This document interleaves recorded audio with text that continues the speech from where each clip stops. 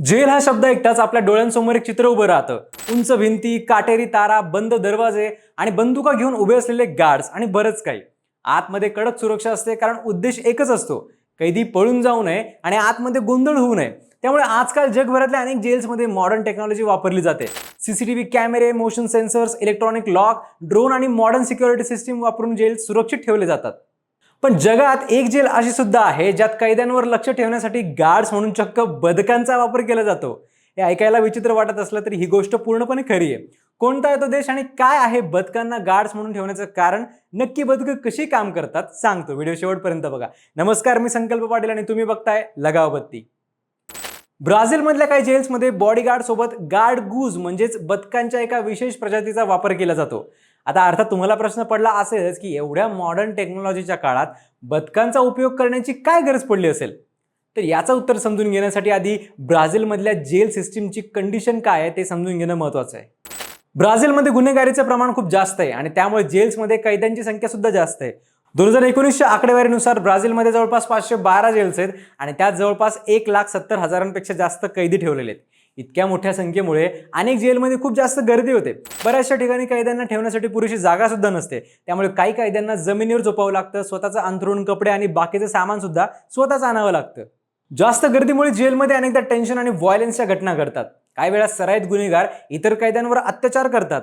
या सगळ्या परिस्थितीमुळे ब्राझीलमध्ये जेलमध्ये दंगल होण्याच्या घटना बऱ्याचदा घडतात.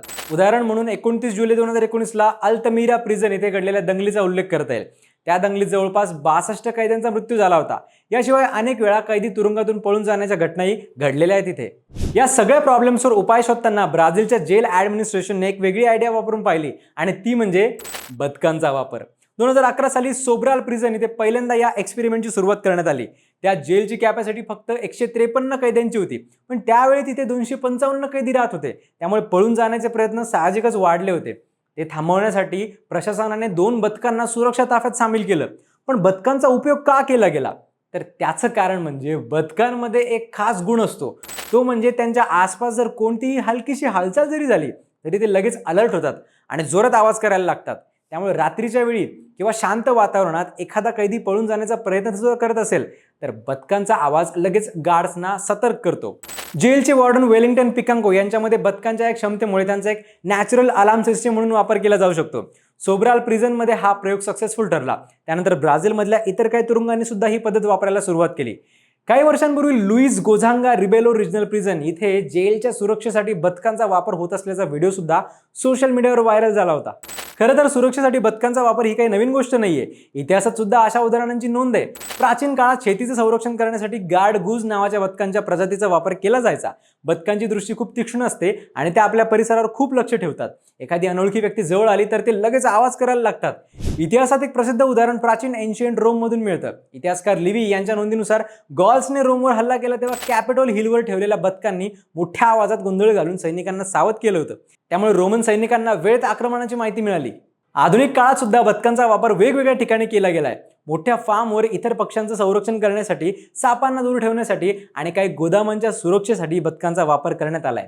काही रिपोर्ट्सनुसार जर्मनीमधल्या काही मिलिटरी लोकेशन्सवर, डंबार्टन इथल्या एका डिस्टिलरीमध्ये आणि शिंजियांग मधल्या एका पोलीस स्टेशनच्या सुरक्षेसाठी सुद्धा बदकांचा वापर झाल्याची नोंद आहे. बदकांच्या काही विशिष्ट जाती सुरक्षेसाठी योग्य मानल्या जातात. त्यामध्ये आफ्रिकन गूज, चायनीज गूज, टफ्टेड रोमन गूज आणि पोमेरियन गूज यांचा समावेश होतो. यापैकी काही जातींचा आवाज खूप मोठा असतो तर काहींचा आकार सुद्धा मोठा असतो. यामुळे एखादा धोका निर्माण झाला तर ते लगेच गोंधळ घालून लोकांचं लक्ष वेधून घेतात. पण बऱ्याचदा या पद्धतीवर टीका सुद्धा केली जाते, कारण बदकांना अशा धोकादायक वातावरणात ठेवणं त्यांच्या जीवासाठी सुद्धा धोकादायक ठरू शकतं. काही काळापूर्वी एका जेलच्या परिसरात फायरिंग झाली आणि त्यावेळी पहारा देणारी 2 बदकं गोळी लागून मृत्युमुखी पडल्याची घटना सुद्धा घडली होती. म्हणजेच ब्राझीलमधल्या जेल ॲडमिनिस्ट्रेशनने सुरक्षेसाठी वापरलेली ही पद्धत वेगळी आणि अनोखी असली तरी त्यामागचं लॉजिक स्पष्ट आहे. बदकं म्हणजे एक प्रकारची नॅचरल अलार्म सिस्टीम.